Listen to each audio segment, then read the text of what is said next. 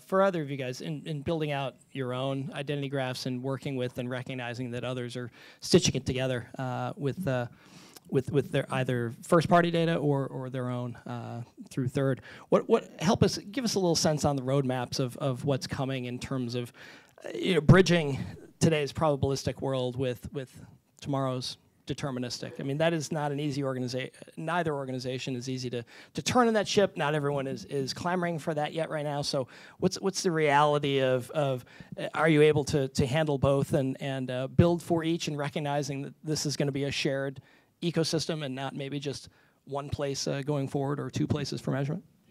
Sure. I mean, our view on this one is I think it actually starts with not the solutions that we come up with or the technology and how we apply it, but actually starts with one very simple principle, which is consumer trust, right? How do we actually create a framework, create a solution where consumers trust us and they feel comfortable with, I'm willing to opt in and share my data, right? And it starts there. If you don't have consumer trust, it does not matter what the technology solutions we put in place, the device graphs, the different partnerships, or any sort of math or data science we put behind it. It starts with consumer trust. And I think one thing that GDPR has taught us, one thing that the California Data Privacy Protection Act is teaching us is that consumer trust is paramount to solving this question and answering this question for the industry. And I think we all have to hold hands and start there. The second piece is, as we start to establish consumer trust, we then have to build platforms that are privacy by design, right? The intent is to protect consumers, put the ownership of their data in their hands. It's their decision what they share, how it gets shared, and for what use cases they're willing to kind of leverage that data. And then on top of that, the nice thing is, like, we do see the emergence of technology that does enable a lot of these capabilities. But I think just throwing technology and math at a problem without actually winning the trust of consumers sets our industry back.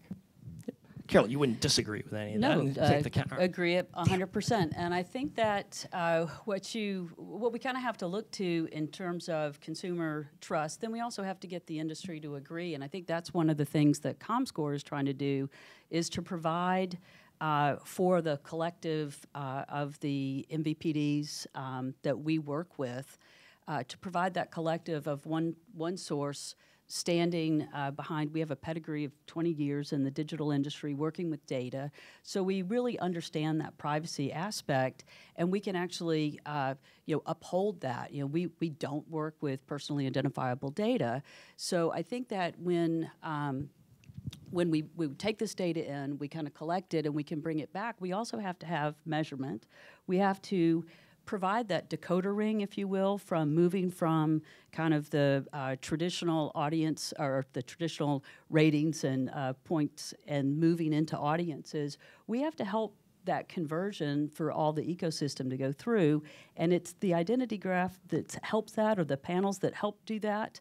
But I think that what we can provide the marketplace is a comfort level of saying, okay, we have certain sources, and it comes down to measurement. You have to have that predictable future, and I think that that's what Colleen and Dan talked about earlier. I want to pick at that PII question, and it's an easy, it makes sense. Hey, we don't collect any PII. There are a couple large companies that have been doing relatively well in the so-called digital space that do collect PII, and and we've seen, let's say, toe stubbing number 27 that just came out yesterday, when it was discovered that phone numbers now that can be accessed are being shared across Facebook without user consent and everything.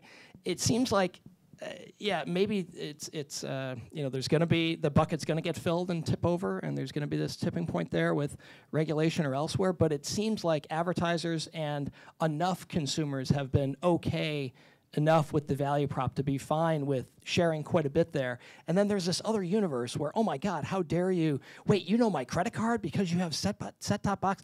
Like, we're in a bifurcated world, and it's the same individual that we're talking about. Do you look to him? The broad question is offline and online principles today. Are we pointing towards trying to set up rules so we can be more like three companies that have been continuing to increase their share of digital and overall advertising? Or are we saying, you know what, that's not the way to do things in totality. We think we want to get close to that, but not have the oversharing, not have the PII, and have it be as maybe deterministic light? I do think it goes back to the education piece that we have to do better as an industry of communicating the value prop, and we can get there. But I do think that there's always going to be a sensitivity. You have some people that, as you said, that'll go one way, and maybe a vast majority to the other. But if we can help communicate what the value is to the consumer and educate them on what it means to be able to withhold their, or not withhold, but to protect their privacy, I think that would be helpful. Anybody else within your own roadmap, sir, want to counter, Bob? I guess a couple things I would say. One, I think the value exchange is important. I mean, I'm doing buying an airplane ticket the other day, and I'm on the subway, and I'm trying to get it done before the subway comes. And next thing you know, like, they needed me to read off my credit card. I'm like, what do you mean you don't store my credit card? Why do you not store that? I've been doing this for you for so long. So it's one of these things that you want to know who has what. With respect to the digital platforms you mentioned earlier, I mean, there has been a backlash. I mean, their ad business is soft. It's a massive share, but and user engagement is declining. So it's certainly not in a secular decline, but it's definitely there's a message that's being sent there. Whether they listen to it or not is TBD.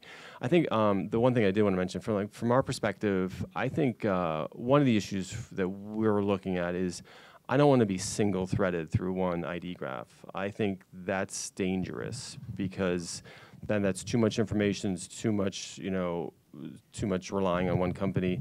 And I think we need to be able to have some flexibility in that situation. And so I think from an NCC perspective, we're going to look around, like, what makes more sense, who are the people we want to lean into and partner with, and make sure that their house is clean. Yeah, I mean, and I would say from our perspective, there's a couple points on this one too. I'll go back to trust, right? And I'll start the story there. If you think about the example earlier, like, I no longer want to see an erectile dysfunction ad, right? And I think consumers will say, yeah, I don't want my daughter seeing that ad. She doesn't want to see it. My wife doesn't want to see it.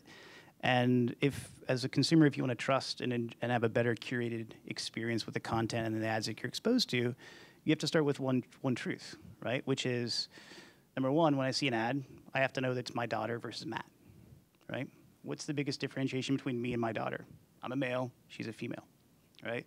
Two, my son, right? He's 10 now. He doesn't really even need to see an erectile dysfunctional ad at the age of 10, right? So you need his age. And so it's important to start with that foundation of, you do need to have a view of real people to underpin that measurement to build trust. The second piece to work in this space, and I think Bob hit it on the nail on the head, which is, you can't just live with one identity graph. We have different sources of information around people, around persons, and so it does have to be persons-based, but more importantly, it has to be distributed. There's not going to be a magical decoder ring where all the data is going to sit in one spot, but there needs to be a decoder ring in terms of how do these different data sets become interoperable, where we have a common view of truth around who that person was, and how do we deliver a better curated experience, whether from a content perspective or from an ad perspective, that really reaches true people, the things that they care about, and the things that they will likely respond to in a meaningful way. But building that trust, I think, still comes back to the core foundation of what we need to do to educate this industry and continue to move forward.